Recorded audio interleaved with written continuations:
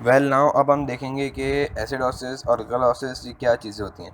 Acidosis का मतलब होता है कि हमारे पास बॉडी के अंदर एसिड बढ़ जाए। अल्कलोसिस का मतलब होता है कि अंदर हमारे पास बॉडी के अंदर बेस जो है या अल्कली वगैरह जो है वो बढ़ जाए। ठीक है, एसिडोसिस हमारे पास दो टाइप की होती हैं, एक होती है मेटाबॉलिक एसिडोसिस और दूसरी होती है रिस्पिरेटरी एसिडोसिस। ठीक है, और अल्कलोसिस भी हमारे पास दो टाइप की होती हैं, एक होती है मेटाबॉलिक अल्कलोसिस और एक होती है रिस्पिरेटरी अल्कलोसिस। अब हम एक एक को देखते हैं। पहले हम देखेंगे कि हमारे पास मेटाबॉलिक एसिडोसिस क्या होती है। मेटाबॉलिक एसिडोसिस यानी कि हमारे पास बॉडी के अंदर लंग्स में नहीं, बॉडी के अंदर हमारे पास क्या हो रहा हो कि हमारे पास एसिड बढ़ रहा हो, यानी कि मेटाबॉलिज्म की वजह से हमारे पास एसिड बॉडी के अंदर बढ़ रहा हो। ठीक है, इसका मतलब होता है कि हमारे पास ये क्या है, मेटाबॉलिक एसिडोसिस। या हम कह सकते हैं कि इसके अंदर हमारे पास क्या हो रहा हो कि हमारे पास बॉडी के अंदर से बाइकार्बोनेट आयंस एबनॉर्मली तौर पर बहुत ज़्यादा रिलीज़ हो रहे हो, जो इसको हम इसी वजह से इसको हम कहते हैं प्राइमरी अल्कली डेफेक्ट। ठीक है, इसमें हमारे पास क्या हो रहा हो कि जो अल्कली होती है प्लाज्मा के अंदर वो निकल जाए। तो क्या होगा, जाहिर सी बात है, अगर अल्कली निकल जाएगी तो हमारे पास प्लाज्मा के अंदर एसिड जो है वो बहुत ज़्यादा बढ़ जाएगा। ठीक है, अब हम इसके कॉजेज़ और है ना इसके वो देखते हैं, मैनिफेस्टेशंस देखते हैं। ठीक है, हमारे पास बॉडी के अंदर है ना बाइकार्बोनेट आयंस की कमी हो रही है, तो हमारे पास जाहिर सी बात है कि है ना बॉडी के अंदर एसिडोसिस बढ़ रही है। ठीक है, अब हम देखेंगे कि अगर बॉडी के अंदर एसिडोसिस बढ़ रही है, यानी कि अब बॉडी के अंदर एसिड बढ़ रहा है, तो हमारे पास क्या क्या मैकेनिज्म आएंगे इसको कंपनसेट करने के लिए। तो दो टाइप के हमेशा मैकेनिज्म होते हैं कंपनसेट करने के लिए, एक होता है प्राइमरी और एक होता है सेकेंडरी। प्राइमरी वो होता है जो कि सबसे पहले फटाफट एक्टिवेट हो जाए। ठीक है, जैसे कि हमारे पास लंग्स जो होते हैं वो हमारे पास होते हैं प्राइमरी, और उसके बाद जो कि हमारे पास फ़ौरन थोड़ी देर के लिए ना हमें मतलब कंपनसेट करके दे दें चीज़ को, हमेशा के लिए नहीं, लॉन्ग टाइम के लिए नहीं, छोटी टाइम के लिए जो हमें कंपनसेट करके दे दे चीज़ को, उसको हम कहते हैं प्राइमरी। और सेकेंडरी उसको कहते हैं जो कि हमारे पास लॉन्ग टाइम तक चीज़ दे। ठीक है, या हमारे पास थोड़ी देर बाद एक्टिवेट हो। ठीक है, अब लॉन्ग टाइम सेकेंडरी हमारे पास मोस्टली कौन सा होता है, वो हमारे पास किडनीज वगैरह के होते हैं। ठीक है, अब हम देखते हैं मेटाबॉलिक एसिडोसिस के अंदर। मेटाबॉलिक एसिडोसिस में क्या हो रहा है कि बॉडी के अंदर एसिड बढ़ रहा है। ठीक है, बॉडी के अंदर एसिड बढ़ रहा है तो हमें बॉडी के अंदर एसिड तो रिटेन ही नहीं रखना है, और एबनॉर्मली तौर पे बाइकार्बोनेट आयंस किडनी से बाहर निकल रहे हैं। तो इसके अंदर जो हमारे पास प्राइमरी है ना कंपेंसेटरी मैकेनिज्म होगा वो होता है हमारे पास लंग्स। हमारे लंग्स क्या करेंगे कि हमारे लंग्स ज़्यादा से ज़्यादा है ना कार्बोनिक एसिड को तोड़ेंगे और हमारे पास कार्बन डाइऑक्साइड को निकालेंगे। ठीक है, तो जिससे क्या होगा कि हमारे पास कार्बोनिक एसिड की वैल्यू कम होती जाएगी, और हमारे पास इतनी कम होगी कि वो बाइकार्बोनेट तक की वैल्यू तक आ जाएगी। और क्या होगा कि हमारे पास लेवल जो है कार्बोनिक एसिड का और बाइकार्बोनेट का जो लेवल होता है, जिसमें जो हमारे पास रेशियो होता है बाइकार्बोनेट अपॉन कार्बोनिक एसिड, वो दोनों का मेंटेन हो जाएगा।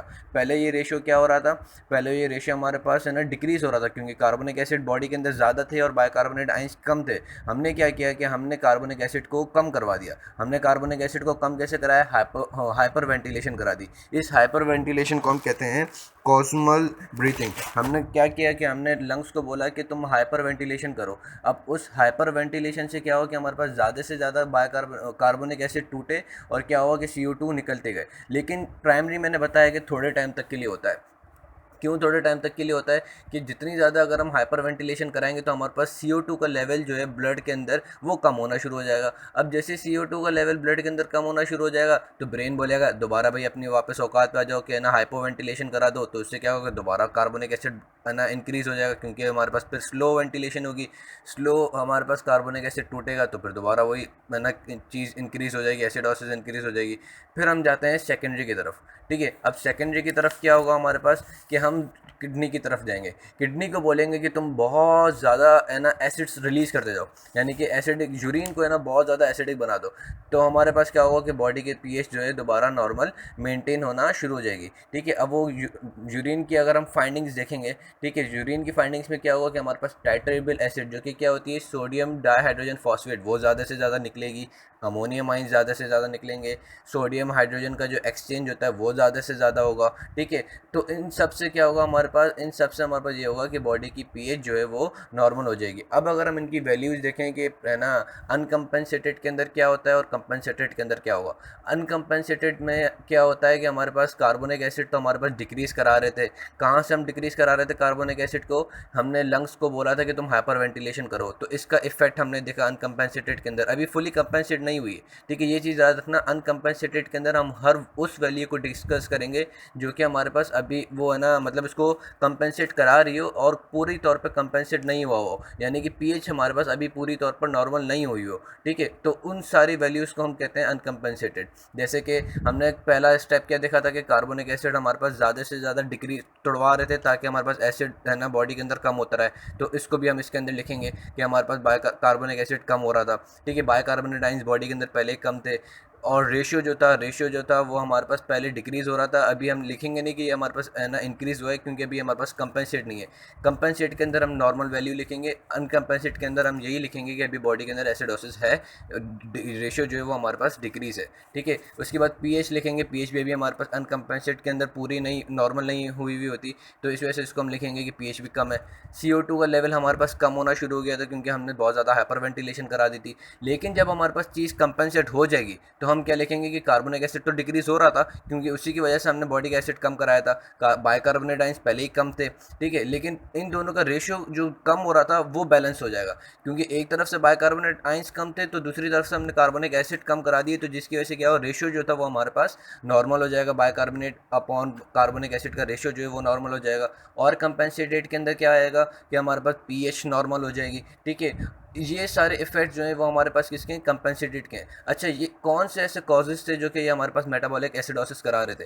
कॉजेज़ के अंदर सबसे पहले आ जाता है कि हमारे पास है ना बहुत ज़्यादा डायबिटीज़ मेलाइटिस का कोई पेशेंट हो, उससे क्या हो रहा हो कि हमारे पास ना ग्लूकोज अवेलेबल नहीं हो, तो हमारे पास दूसरी चीज़ों की जैसे वो है ना करेगा, मेटाबॉलिज्म करेगा, तो उससे क्या होगा, फैटी एसिड, लैक्टिक एसिड और डिफरेंट एसिड्स जो हैं वो बॉडी के अंदर एक्यूमुलेट होना शुरू हो जाएंगे, तो जिसकी वजह से हमारे पास एसिडोसिस हो रही होगी।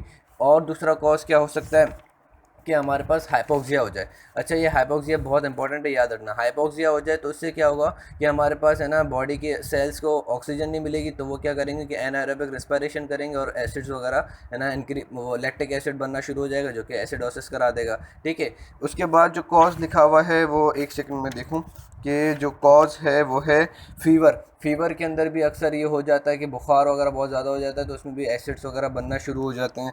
और जो है उसमें ये कि हम कोई ऐसी एसिड है ना एसिड वाली ड्रग्स लेना शुरू हो जाएं, या हमारे पास किडनीज़ के अंदर तो नॉर्मली तौर पे ये प्रॉब्लम रहती है जिसकी वजह से ये हो रहा होता है मेटाबॉलिक एसिडोसिस। क्यों? क्योंकि अगर किडनी के अंदर प्रॉब्लम नहीं होती तो बाइकार्बोनेट आयंस नॉर्मल रहते। अब किडनी के अंदर प्रॉब्लम है जो कि क्या करा रहा है कि एबनॉर्मली तौर पर बाइकार्बोनेट आयंस को निकाल रहा है बॉडी से, तो वो भी हमारे पास एसिडोसिस करवा देता है। साथ साथ में क्या होता है कि वो किडनी प्रॉब्लम हो जाती है किडनी के अंदर कि वो एसिड को रिमूव नहीं करा रहा होता बॉडी से, तो वो भी हमारे पास एसिडोसिस करवा देता है। तो ये सारे कॉजेस है। अब अगर हम देखें है ना नेक्स्ट जो है वो है हमारे पास प्राइमरी और रेस्पिरेटरी एसिडोसिस, वो मैं नेक्स्ट ऑडियो में बताता हूँ।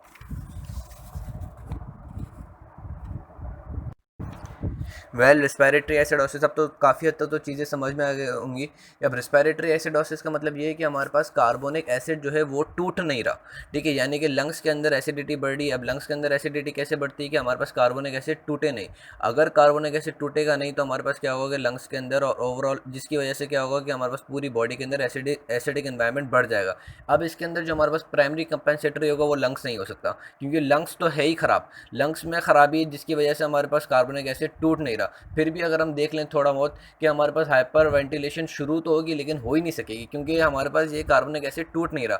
फिर हमारे पास इसमें कौन सी चीज़ इंपॉर्टेंट बन जाएगी, हमारे पास बन जाएगी रीनल। हम रीनल मैकेनिज्म को बोलेंगे कि तुम ज़्यादा से ज़्यादा क्या निकाल दो, बाइकार्बोनेट आयंस बॉडी के अंदर से, ओ सॉरी, बाइकार्बोनेट आयंस बॉडी को रीअब्जॉर्ब कराओ। हम रीनल को क्या बोलेंगे कि बाइकार्बोनेट आयंस ज़्यादा से ज़्यादा रीअब्जॉर्ब कराओ, तो हमारे पास क्या हो जाए कि कार्बोनिक एसिड तो इंक्रीज़ है बॉडी के अंदर, हम क्या करें, हम बाइकार्बोनेट आयंस को भी इतना इंक्रीज़ करवा दें कि हमारे पास रेशो जो है वो मेंटेन हो जाए। बॉडी के अंदर सबसे पहले क्या इंक्रीज़ हुई हुई है, कार्बोनिक एसिड इंक्रीज़ हुई हुई due to problem in lungs, जिसकी वजह से हमारे पास कार्बोनिक एसिड टूट नहीं रहा।